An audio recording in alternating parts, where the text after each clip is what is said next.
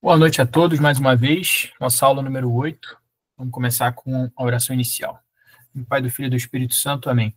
Ave Maria, cheia de graça, o Senhor é convosco, bendito sois vós entre as mulheres, bendito é o fruto do vosso ventre, Jesus. Santa Maria, Mãe de Deus, rogai por nós, pecadores, agora e na hora de nossa morte. Amém. São Tomás de Aquino, rogai por nós. Santo Agostinho, rogai por nós. São José Maria Escrivá, rogai por nós. Então, pessoal, uma pequena revisão da aula passada. Na última aula, a gente investigou alguns temas centrais. Dentre eles, a gente continuou desenvolvendo aquela questão dos futuros contingentes, só que a gente começou a falar mais com os termos próprios, né, que é o termo tão debatido da predestinação. Nosso resumo foi o seguinte, que existe um determinismo mitigado pela onipotência de Deus e pela sua providência, a forma que ele rege o mundo. Deus sabe de todas as coisas, mas, por outro lado, o homem, estando hierarquizado no tempo, é senhor dos seus atos, causa de si, como a gente desenvolveu na aula de liberdade humana. Por isso que uma coisa vai construindo a outra, a gente vai crescendo nas nossas conclusões.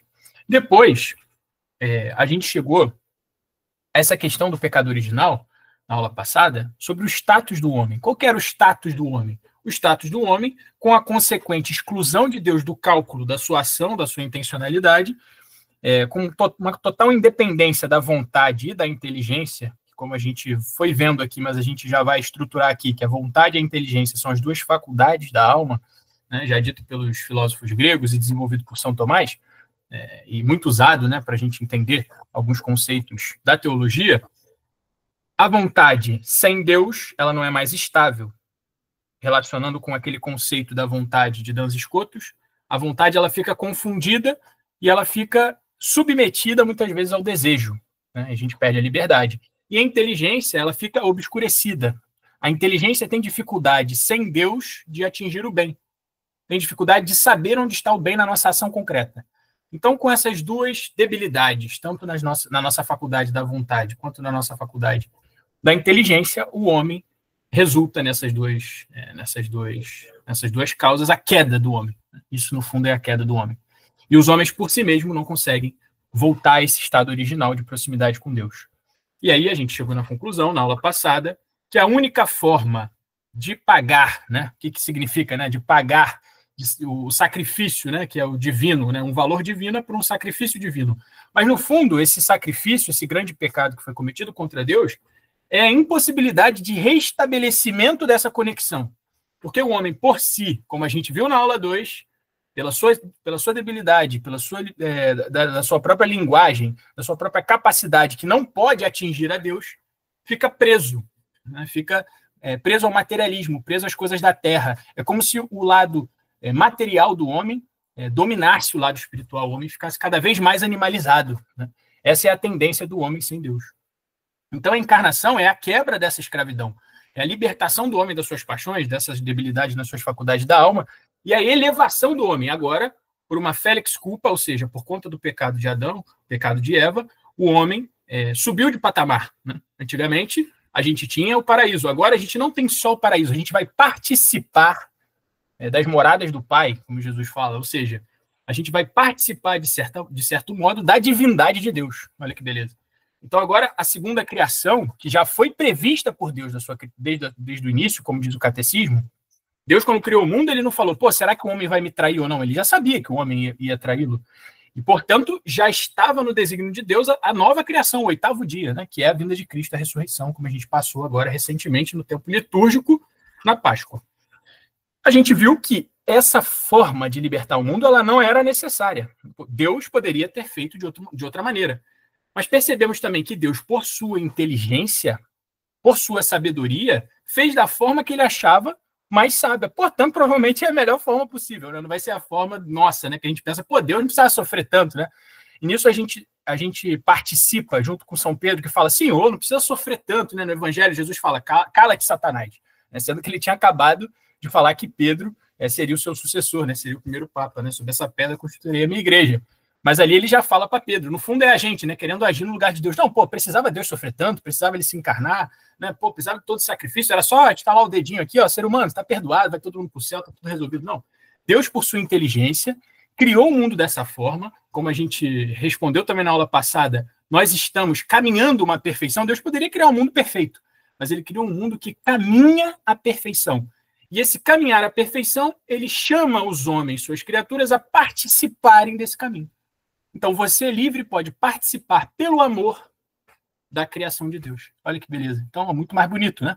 Agora, você é livre, você escolhe o bem por si, você pode escolher o mal também, a privação do bem, como a gente viu na outra aula, acho que na aula 4.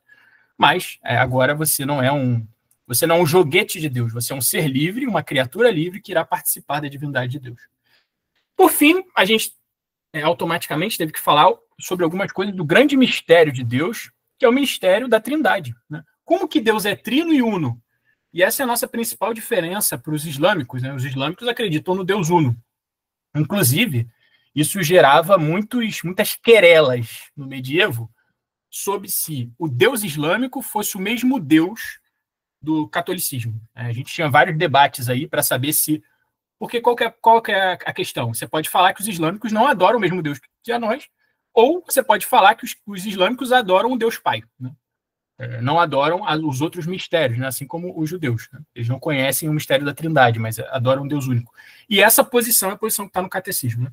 Então, a gente tem aqui a relação que essas três religiões abraâmicas, cristianismo, islamismo e judaísmo, se relacionam com o mesmo Deus. É o mesmo Deus, né? Todos provêm da promessa de Abraão, mas a integralidade está no catolicismo. Por quê? Não, o catolicismo é melhor. Não, porque Deus, Jesus, Deus, é o Logos, né? Só ele pode revelar a verdade de forma completa, né? Enquanto que o islamismo e o judaísmo são por profetas. Então, a gente termina essa revisãozinha que a gente acabou pegando outros pontos, né? Vocês veem como a gente vai construindo aqui, né? A gente vai usando as outras aulas para a gente dar passos mais profundos. Respondendo a pergunta de hoje, né? Essa nossa parte da aula, uma pergunta que veio para mim foi a seguinte: Mateus, onde que entra as paixões e a consciência moral nessa questão do pecado original? Porque a gente ouve muito falar, né? Pô, as paixões, né? As paixões que, se o homem não as controlar, você pode ficar escravizado das suas próprias paixões. Ou também a gente ouve muito falar da consciência moral, né? Não, nós temos que ter uma consciência moral reta, né? Enfim, o que significa essas duas coisas, né? E como elas se relacionam com o pecado original? As paixões, gente, aqui de forma muito simples, são os nossos afetos, os nossos sentimentos, a nossa sensibilidade, são componentes da nossa psicologia, né? Ou seja, elas por si não são boas nem mais. Agora, pela queda do homem, pela confusão das faculdades da alma, inteligência e vontade, as paixões elas são mais suscetíveis de tornar o homem escravo. Elas são mais suscetíveis de estarem desordenadas. Por quê? Já dizia Platão, né, na República, que as ordens mais baixas devem responder às ordens mais altas, né? Mas Platão, ele falava aqui da cabeça, falava do ventre, que são as paixões, né? São os níveis, a parte do peito, etc. Tem aqui, aí quem quiser ver na República, não vou entrar nessa interpretação. Mas, enfim, o que isso quer dizer? Que as paixões, que são a parte sensível humana, que é muito importante para nós, elas devem responder à inteligência e à vontade. E por conta do pecado original, elas se tornam mais desordenadas. Não é porque elas são mais. O catolicismo, o cristianismo, a mensagem de Cristo, não é uma exclusão das paixões, como muita gente acha, né? Não é um estoicismo, falando, não, eu vou recusar aqui todo o sentimentalismo para viver a virtude. Não, não é isso. Não é uma ausência da paixão, mas é uma hierarquização dessas paixões dentro da ordem. Por exemplo da paixão em ordem. Se eu odeio a injustiça, esse sentimento de ódio, de ira com a injustiça, isso é uma paixão ordenada. Se você vê uma injustiça acontecendo na tua frente, se chega um cara e dá um soco numa velhinha na rua, se você não sente ódio disso, se você não reage, isso não é justo, isso o bem não reside nisso. É bom que você odeie uma injustiça, né? Outro exemplo que a gente pode dar, né? Num luto, por exemplo, você se entristecer, né? Faz parte, né? É um sentimento humano que não é desprezível. Não é desprezível. Faz parte, tanto que Jesus fala, né? Jesus se entristece com a morte de Lázaro, Jesus que era Deus. Exemplo da paixão em desordem. Comer em excesso. Você se alegrar por comer em excesso. Está desordenado. Você não pode se alegrar por um pecado capital, né? Da gula. Outro exemplo, desejar a mulher do próximo. É um pecado. É uma paixão ali que entre ela por si mesma não diz nada, mas ela nessa ordenação ela está desordenada, né? Ou seja, o problema não é o desejo, mas é desejar a mulher do próximo, né? Que não te pertence. E o que é a consciência moral, por fim? A consciência moral, a gente falou das faculdades, vontade e inteligência. A consciência moral, ela é o juízo da razão. E onde é o lugar da razão? Na inteligência. A gente pode fazer aqui uma analogia de que alguns filósofos fazem isso, né? De que Deus, a relação de Jesus, né, com Deus Pai, é muito parecida com a relação de vontade e inteligência. Tanto que Jesus é o Logos divino. E Deus, Pai, ele é a vontade. Tanto que quando Jesus fala dos fins dos tempos, ele fala que ele não sabe, só o Pai sabe. Por quê? Os fins dos tempos correspondem à vontade de Deus, não à inteligência. Então, cada um tem a sua função, como a gente viu no mistério da Trindade. E aqui, a nossa inteligência e vontade, elas se relacionam com... Ela é como se fosse uma zona de equilíbrio e uma correspondendo à outra. A vontade direcionando a ação e a razão iluminando a vontade. E essa é a dinâmica da nossa alma, né? E o Papa Francisco, aí, na sua carta encíclica, ele adiciona mais um requisito, mais uma faculdade da alma, que ele chama de coração, mas a gente também não vai entrar nisso, que exigiria um aprofundamento. Enfim, então, a consciência moral, o lugar dela na inteligência, na razão humana. A consciência moral é essa voz interior, né, esse diálogo interior, essa recomendação da prudência. Quando eu vou realizar um ato, eu não ajo de forma automática, né? Eu penso, eu reflito, essa voz interior, pô, será que isso está certo ou está errado? Você não age, em regra, você não age de sopetão, né? Você pensa, e essa é a nossa consciência moral. Ao realizar atos, eu me direciono à consciência, eu passo por esse processo antes, eu penso, falo, não, isso é bom, isso é ruim, qual que é o melhor ato que eu devo tomar agora? Né? Então, essa é a consciência moral. E essa consciência moral, ela deve ser formada também. Né? Isso é uma coisa curiosa. Por quê? Com o pecado original, essa consciência moral ela é mais falível. Por conta de você perder essa conexão com Deus, é possível que a consciência moral indique, né, que São Tomás chama aqui de razão prática, indique a ação boa que você, no seu caso concreto, errada.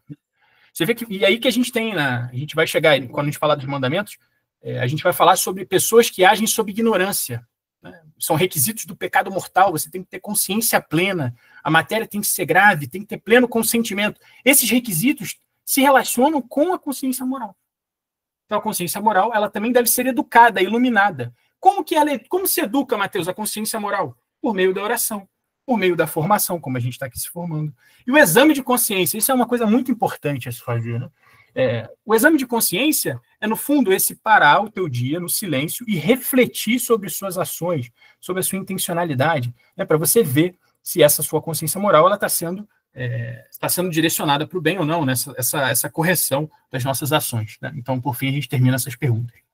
Na aula de hoje, começando aqui, a gente vai falar sobre o seguinte, né, a vida de Cristo. Antes de falar sobre a vida de Cristo, a gente vai relacionar um pouco ainda esse tema da encarnação.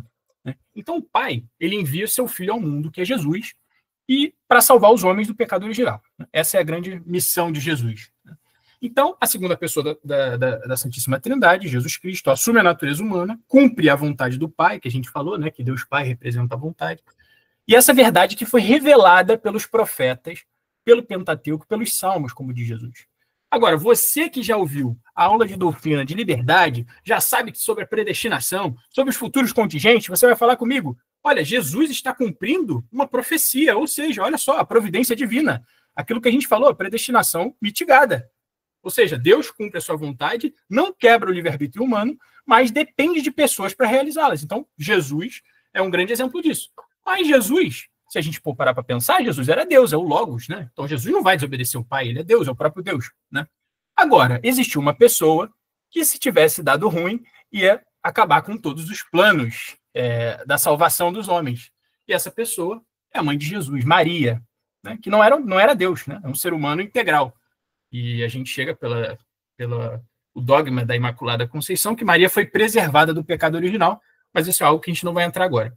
O que a gente precisa entrar agora é o seguinte: Deus, ele escolhe um novo homem para resgatar a humanidade. Né? O novo Adão. Quem que é o novo Adão? Cristo. Quem que é a nova Eva? Maria. E Maria, um ser humano livre, é questionada se ela quer voluntariamente realizar a vontade de Deus. E aí a gente tem o anjo Gabriel, que desce dos céus, na imagem de mensageiro de Deus, como a gente falou na aula passada, o que é um anjo? O anjo é aquele que realiza aquele que realiza a vontade de Deus por meio de mensagens, as suas funções, as suas hierarquias, etc. Então, um arcanjo, né, na terceira tríade, né, a tríade mais baixa, depois dos anjos tem os arcanjos, o arcanjo Gabriel anuncia a Maria todos os planos de Deus e fala que ela seria concebida do Espírito Santo. Imagina tudo isso no coração daquela mulher, né? Daquela mulher que com certeza, Maria, preservada do pecado, já tinha uma intimidade muito grande com Deus, mas a responsabilidade da sua decisão. E Maria realiza a mesma frase que há no Gênesis. Deus, quando cria no Gênesis, ele fala, faça-se. E Maria fala, faça-se em mim, segundo a vossa vontade. Então, aqui está o 8º dia, a nova criação sobre Maria. Né? Então, assim como por uma mulher, Eva, o homem, Adão, é levado ao pecado original, por Maria, a nova Eva da nova criação, surge o novo fruto, ou seja, a imagem da paixão, o fruto da redenção, que é a pessoa de Cristo. Então, tudo se encaixa. Por uma mulher veio a condenação, por uma outra mulher vem a salvação. Pelo erro de Eva, pela glória de Maria, que é considerada o ser humano mais nobre que existiu. Né? Olha, a gente pode pensar aqui a gente vai entrar um pouco em Mariologia, que não é muito difícil a gente perceber a dignidade de Maria. Se você e eu formos salvos, é pela decisão livre de Maria. Então, somente por isso, a gente já era para ser muito grato a Maria. Né? E não só por isso, Maria foi a mãe de Jesus, a mãe do Logos. Se Jesus, em sua natureza, contempla a humanidade e a divindade, é correto dizer, como diziam os escolásticos, que Maria é mãe de Deus. Aí você pode me perguntar, Mateus, é impossível! Impossível Maria ser mãe de Deus? Porque se Deus é eterno, é incriado, como é que um ser humano vai ser mãe de Deus? Olha, preste atenção. Maria é mãe de Jesus, que era perfeito Deus e perfeito homem. E a perfeita humanidade de Jesus, para que ela fosse perfeita, era preciso que Jesus viesse de um útero materno. E se a gente acredita que Jesus era perfeito Deus e perfeito homem, Maria é mãe de Jesus. Sendo mãe de Jesus, se ela é mãe do homem, ela é mãe de Deus, porque essas duas naturezas estão unidas na mesma pessoa, para aquela coisa que a gente chama de união hipostática, né? Ou seja, da filosofia aristotélica. Olha como a igreja, olha só a beleza disso tudo se comunica, né? A gente usa a filosofia aqui para atingir verdades teológicas muito profundas. Né? Perfeitamente, o Rafa aí já mandou o grego Theotokos, né? Sensacional. Então, essa é a importância de Maria na criação. E aí a gente vê aquela frase no Evangelho, em João, né? Que muito bonita, quando Jesus já está prestes a falecer, ele olha para São João, e aqui é muito legal, porque aqui as escrituras referem-se, né? Jesus fala ao discípulo que ele mais amava. Mulher, eis aí o teu filho, para Maria, e disse ao discípulo, eis aí a tua mãe. Os teólogos interpretam que quando fala que João era o mais amado, está representando João, né? Tem toda a questão de humildade, por ser ele mesmo que está escrevendo o evangelho, mas os teólogos falam que quando está escrito o discípulo que ele amava, é um chamado a que a gente participe do evangelho, né? Então, quando cita-se, né, o discípulo que ele amava, você está indicado a participar desse evangelho. Então, Jesus está falando para nós. Eis aí a tua mãe. Né? Em outra passagem também do evangelho, a gente tem aquela, que é muito usado essa passagem para denegrir a imagem de Maria, né? Que é falado que Jesus está lá, né, está pregando no templo, e aí chegam os judeus lá e falam assim, tua mãe e teus irmãos estão aí te esperando lá fora, né? Meio que para inferiorizar Jesus, né? Para dizer, olha, você é humano, né? Está dizendo que é Deus aí, mas você é lá de Nazaré. E aí Jesus fala assim, ele olha para todo mundo e fala assim, eis aqui minha mãe e meus irmãos, todo aquele que faz a vontade do meu Pai que está nos céus. Esse é meu irmão, minha irmã e minha mãe. E aí muita gente fala, olha só, ele ridicularizou Maria, mas não. Jesus está enaltecendo Maria. Todo aquele que faz a vontade do meu Pai que está nos céus. Esse é meu irmão, minha irmã e minha mãe.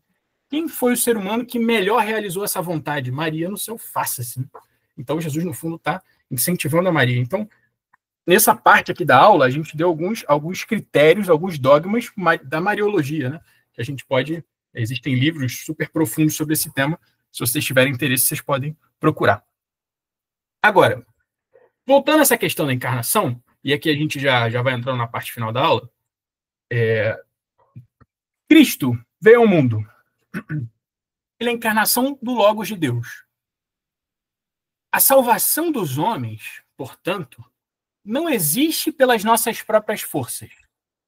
Ela é possível por conta da vinda de Deus que assumiu a sua humanidade. A mesma humanidade, a minha e a sua. E agora a gente não é mais escravo do pecado. Mas como que isso ocorre? Isso ocorre de duas maneiras. A primeira maneira que isso ocorre é a seguinte: é possível que o homem se liberte do pecado e seja virtuoso como Deus pela imitação. Deus, quando se faz perfeito homem, e a única coisa que Jesus teve, que há na humanidade, que ele não teve, foi o pecado, o que Jesus está dizendo pela sua vida, pela sua biografia? Que o pecado não é necessário. Percebam, o pecado não é necessário. Ou seja, pela vida de Cristo, uma vida humana, é possível que eu imite a Cristo. Esse é o título daquele livro famosíssimo do Tomás de Kempis, né? Imitação de Cristo. Então, a imitação de Cristo é o nível humano. Eu, como homem, posso viver sem pecado. A santidade é possível, porque Cristo viveu sem pecado. Aí você vai falar assim, não, mas Cristo era Deus, né, Mateus? Pô, aí você quer comparar comigo, que sou ser humano? Sim. É por isso que ele te deu também os sacramentos. Ele também te deu o Espírito Santo. Né? Ele te dá as mesmas condições. Né? Ele te convida a participar da divindade. Jesus não fala, não, eu sou Deus aqui, eu venci o pecado e você não vai ter. Não. Ele morreu por você. Desceu o Espírito Santo na representação do Pentecostes, que vai chegar agora, daqui a 40 dias depois da Páscoa, que é representado pelo sacramento da crisma, né? A descida dos dons do Espírito Santo. Então, existe essa imitação do nível humano. E o segundo nível que Jesus possibilita a nossa vida pessoal, esse alcançar a vitória sobre o pecado, é a graça, né? Ou seja, a graça é justamente é como se fosse esse poder que irradia de Deus, né? Por meio de Cristo, por meio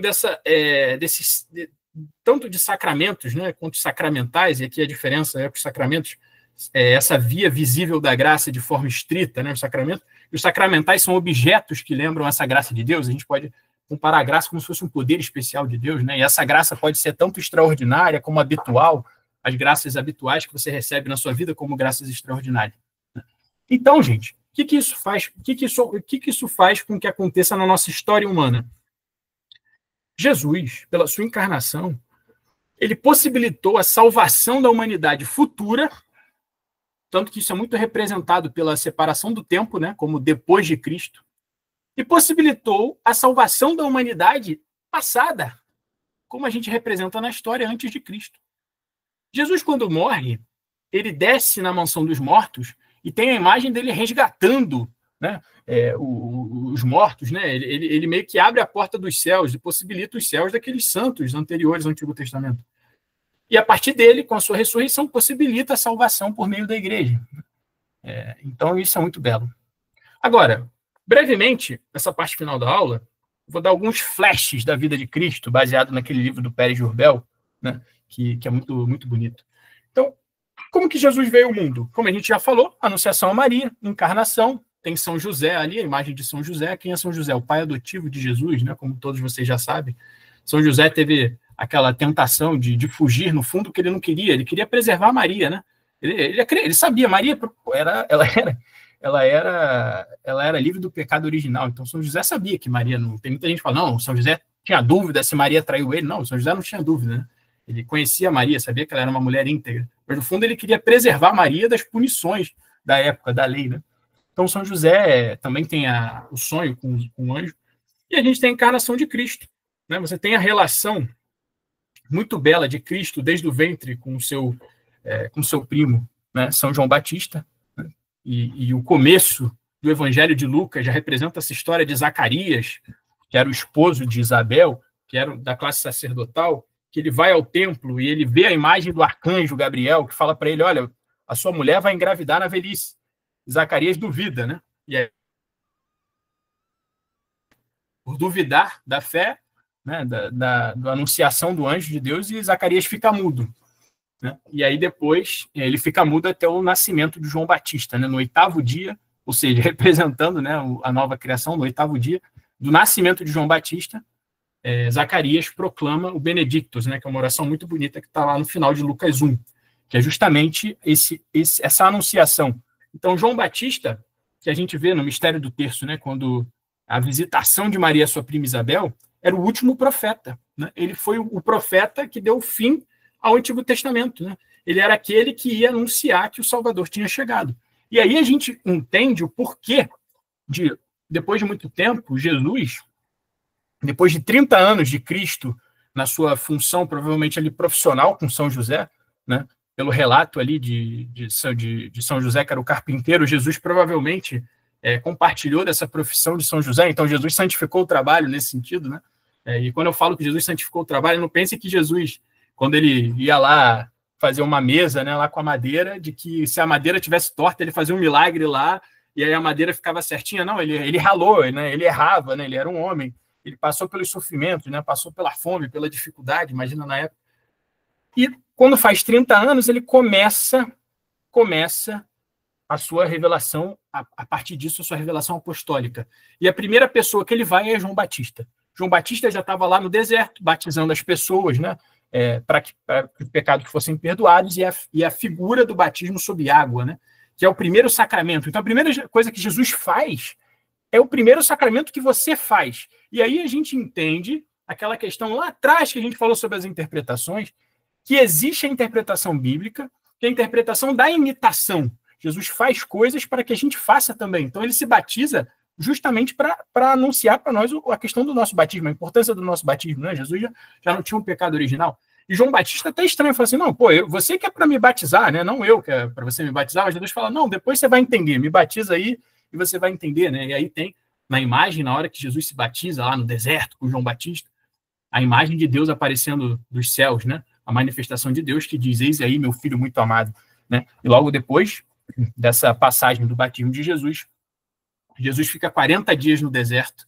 olha que bonito, representando aquele povo de Israel que ficou 40 anos no deserto até achar a terra prometida, e ali no deserto Jesus sofre as 3 tentações, né? Que, como dizem os teólogos, representam as 3 possibilidades de maus no mundo, né? Que São João chama de concupiscência da carne, concupiscência dos olhos e soberba da vida. A primeira tentação, né, do demônio a Jesus, que era transformar as pedras em pão, né? Essa questão da carne. Depois, a segunda tentação, que ele fala para Jesus se jogar da montanha, se és filho de Deus. Santo Agostinho vai dizer que ali é o orgulho espiritual, né? Exigiu um milagre fora da vontade de Deus. E a terceira tentação, justamente, é a tentação da idolatria, como se diz São Tomás, né? Que o demônio leva Jesus para um pico muito alto e fala, se me adorares, te darei tudo que é da terra, né? Você vê como o demônio mente, né? Ali estava Deus, Jesus, que realmente é o verdadeiro dono de tudo, né? E ele fala, não, vou te dar tudo aqui, né? Então, assim, são essas formas que o demônio tenta atingir a gente. E logo depois, nesses 40 dias, tem o chamamento dos apóstolos, representados por Pedro e André, os 2 primeiros que são chamados, São Pedro, que depois vai ser o Papa. E você reparar, tem uma figura muito bonita, simbólica, que Pedro e André eram pescadores, né? E muita gente fica focando nessa imagem de que, por serem pescadores, não, que o pescador era analfabeto. E realmente é verdade, ele poderia ter escolhido os sábios, né, para ser seus primeiros apóstolos, mas ele escolheu pescadores. Mas a figura dos pescadores representa muito a figura do apostolado que eles iam fazer. Quando você faz apostolado, a imagem da pesca é muito, muito eficaz. O pescador é aquele que está acostumado a esperar. O pescador é aquele que está acostumado a confiar na providência de Deus. Toda vez que ele sai para pescar, ele não sabe se vai voltar com peixe. O pescador está acostumado com risco. Todos esses componentes que fazem parte da missão apostólica. O apóstolo está esperando a providência de Deus, ele sabe que é meio, ele está acostumado ao risco, ao trabalho duro. Então, esses primeiros apóstolos pescadores, eles tinham os requisitos necessários, né? Esse coração, essa personalidade necessária para que fosse realizado o apostolado. Depois a gente vai ter na vida de Cristo milagres em abundância, pregações, né? Você vai vendo a evolução dos apóstolos, né? Todas as parábolas que são construídas. E por que as parábolas? Que as parábolas eram métodos do ensino oral, né? Didático. Jesus, por meio das parábolas, ele fornecia imagens para que todo o povo entendesse, né, as escrituras, né? Jesus devia ser muito claro, né? Imagina, naquela época, as pessoas raramente tinham acesso à educação formal, né? Então, assim, Jesus era claro, falava por parábolas, né? Como diz aquela expressão, né? Quer que eu desenhe, né? Jesus desenhava para as pessoas, buscava esclarecer. Às vezes também se irritava, né? Porque ele era Deus.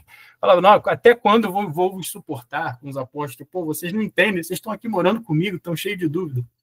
E na sua parte final da sua vida, a gente tem essa parte da liturgia que a gente viveu recentemente, que é a parte mais bonita da vida de Jesus, né? E depois, se vocês tiverem uma vontade de aprofundar mais nisso, né, além dos evangelhos, que é justamente todo esse conteúdo que aqui a gente está resumindo de forma muito rápida, tem esse livro do Pérez de Rubel, que é a vida de Cristo. E esses últimos acontecimentos, é a entrada triunfal de Jesus em Jerusalém, né, porque tem o Domingo de Ramos, né, com os ramos anunciando que Jesus seria o rei prometido, né, desde Moisés, né, que viria um Salvador esperado, né, o descendente de Davi, Maria, que era da tribo de Davi, e São José também. Então, o descendente de Davi, Jesus, cumpria esses requisitos. Tem a última ceia, tem a traição de Judas, e aí tem o principal acontecimento, que é a imagem da nossa redenção, a imagem desse nosso perdão, desse nosso resgate, que é a sua paixão. Tão sofrida, né? A agonia de Jesus, né? A traição de São Pedro ali, do galo, que cantará 3 vezes que Pedro nega a Cristo. Mas diferente de Judas, Pedro se arrepende profundamente, né? Então, o grande pecado de Judas foi não se arrepender, né? Ter se suicidado. Então, a gente vê a agonia de Jesus, Jesus é chicoteado, Jesus sobe a cruz, carrega a cruz, sofrimento, humilhações, é cuspido, né? Olha só, Deus que se fez homem, passou por tantas coisas, né? Então, muitas vezes, quando a gente passa os nossos sofrimentos pessoais, a gente tem que sempre lembrar da paixão de Cristo, né? Para a gente refletir, nossa, Senhor, você sofreu por mim. Naquele momento na cruz, os teólogos falam que no momento do sofrimento da paixão, Jesus pensou individualmente em cada um de nós, né, na sua propriedade de Deus. Olha a beleza disso, né? Então, Jesus participou do sofrimento humano. E, por fim, a ressurreição, né? O sepulcro vazio, onde está Deus, né? As Marias, né? Maria Madalena, que foi salva, né? Muito amou Jesus, uma verdadeira apóstola também. Maria Madalena anuncia para os apóstolos a ressurreição. Os apóstolos ainda um pouco confusos, porque apesar deles viverem com Jesus por 3 anos, eles ainda não entendiam a plenitude. Porque a plenitude da mensagem de Cristo, ela é um requisito disso para que você entenda melhor, para você viva a santidade, e é o envio do Espírito Santo. E os apóstolos ainda não tinham passado pelo Pentecostes, né? Então, a gente reflete na nossa própria vida espiritual, que a gente tem que buscar os sacramentos para que a gente também tenha um melhor entendimento da vontade de Deus. E aí a gente tem essa parcela final da vida de Jesus, né? O diálogo com Pedro, que é muito bonito, né? Que a gente viu recentemente na liturgia também, que é Jesus perguntando para Pedro, Pedro, tu me amas? Aí Pedro responde, Jesus, tu sabes tudo, sabes que eu te amo. E Jesus pergunta de novo, Pedro, tu me amas? Jesus, tu sabes tudo, sabes que eu te amo, né? Jesus, eu te amo. Aí, na verdade, estou falando errado, né? Ele fala, Jesus, eu te amo. Aí no final ele fala essa frase, Jesus sabe tudo, sabe que eu te amo. E no fundo, essas 3 perguntas, e aqui a gente encerra a aula de hoje, representam o seguinte, quando Jesus perguntava para Pedro, ele falava daquele amor kairós, né? Naquele amor profundo, e Pedro respondia no amor filial, né? E na última, ele abre o coração para Jesus, né? E, portanto, Jesus fala com propriedade, apacenta minhas ovelhas. E aí a gente tem a criação do que a gente vai chamar da igreja. Pedro era o representante dos apóstolos, escolhido por Cristo, tanto naquela imagem lá atrás, né? Pedro, tu és pedra, sobre essa pedra edificarei uma igreja, e confirmado no final, antes da ascensão de Jesus aos céus, quando Jesus fala 3 vezes para Pedro, pergunta se ele ama, né, a Cristo, e depois fala, apacenta minhas ovelhas. Então a gente tem a criação da igreja, do corpo místico de Cristo na história, que a gente vai falar nas próximas aulas sobre a eclesiologia, que é um ramo na teologia, que explica o que é a igreja, o que é a igreja católica. A igreja católica não é uma instituição, mas é algo a mais, e a gente vai ver isso nas próximas aulas. Terminamos a aula de hoje, vamos abrir agora para perguntas.